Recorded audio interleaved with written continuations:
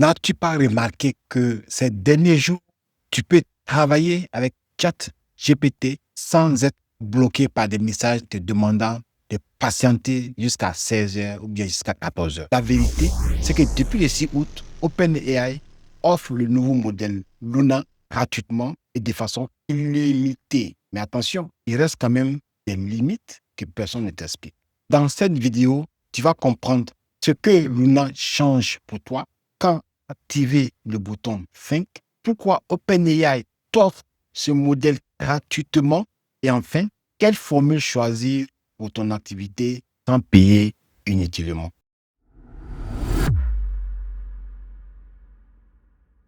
Je m'appelle Baba Kourouma, je suis titulaire d'un master en génie logiciel à Atlanta aux États-Unis. Je suis expert en IA et automatisation. Chaque semaine, je te montre des contenus qui vont te permettre de maîtriser l'IA.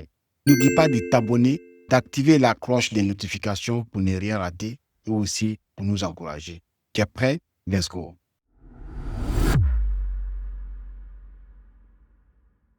OpenAI a 4 types de comptes. Il y a le compte Free, il y a le compte Go, il y a le compte Plus et le compte Pro. On va les voir juste après. Avant, les modèles comme Luna dont on parle, ces modèles-là n'étaient disponibles que pour les comptes Pro et Plus. Mais cette fois-ci, OpenAI a décidé de donner gratuitement et de façon illimitée accès à ces modèles qu'on appelle des modèles premium, au compte Free et au compte Go. Mais attention, accéder à ces modèles illimités ne veut pas dire avoir accès à toutes les fonctionnalités de ChatGPT. Alors, avant de parler des restrictions, on va parler de ce que vous avez déjà avec ce changement. Déjà, vous avez accès à un modèle qui est très puissant, Luna. Donc, vous avez la possibilité de chatter avec ces modèles-là. Vous envoyez des messages et vous répond. Et ça, de façon illimitée.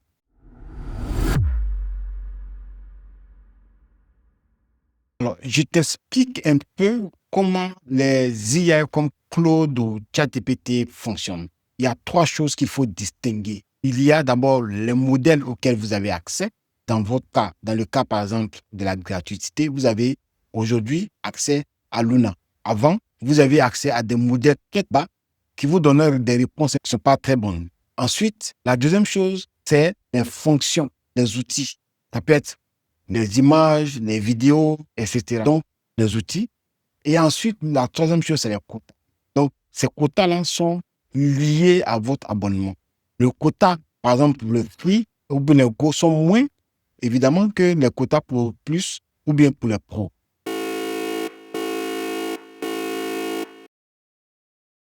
Ces restrictions sur les quotas et les outils restent.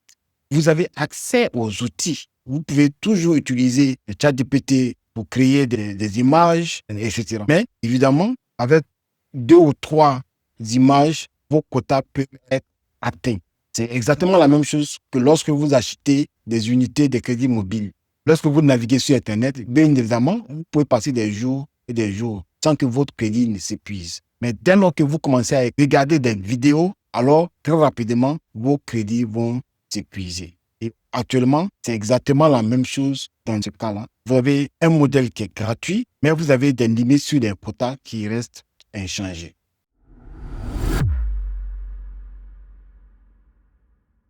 Une autre fonctionnalité qui a été gracieusement offerte par OpenAI aux utilisateurs de comptes Free et Go, c'est la fonctionnalité Think.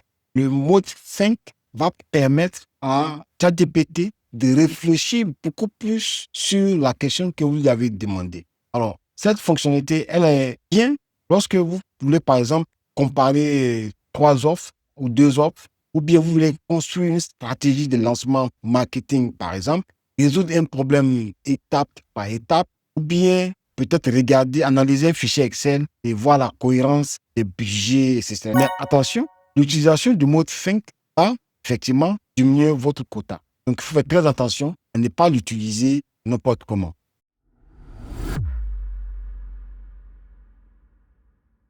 Alors, d'où vient la générosité soudaine de OpenAI?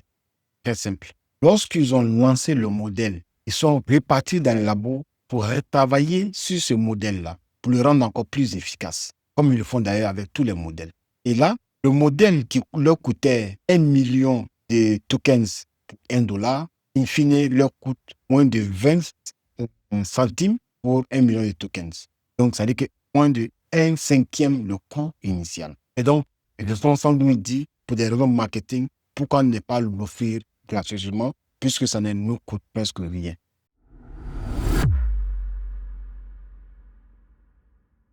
Alors, parlons maintenant des différents abonnements qu'offre ChatGPT. Premièrement, il y a l'abonnement free qui maintenant offre des messages illimités, mais qui est limité par le nombre d'images que tu peux générer, par le nombre de documents que tu peux envoyer dans le contexte, etc. Ensuite, il y a l'abonnement Go qui est de $5. Et l'abonnement Go, c'est un abonnement qui te permet beaucoup plus de fichiers que tu peux envoyer dans le contexte, beaucoup plus de production de documents, beaucoup plus d'images que tu peux générer, mais aussi beaucoup plus de mémoire. En revanche, Go, il est limité par le fait qu'on ne peut pas faire la recherche approfondie. Les outils comme Codex ne sont pas disponibles et aussi le mode agent n'est pas disponible.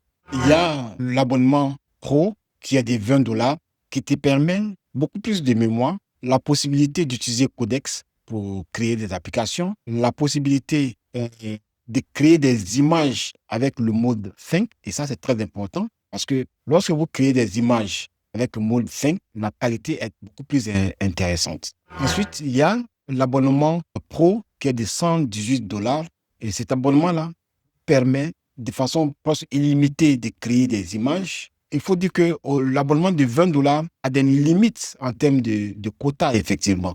Mais ces quotas-là, sur l'abonnement Pro, est multiplié par 5, voire même 10 pour certaines fonctionnalités.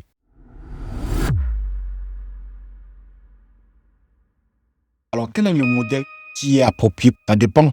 Mais je te conseille de commencer avec la formule free. Et si tu as des limites à la formule free, tu vas avec Go et ainsi de suite. Si ton activité est saisonnière et qu'à un moment donné, tu as beaucoup plus besoin de travailler, tu peux toujours monter avec la formule supérieure ou un mois et changer de formule, après revenir à la formule initiale.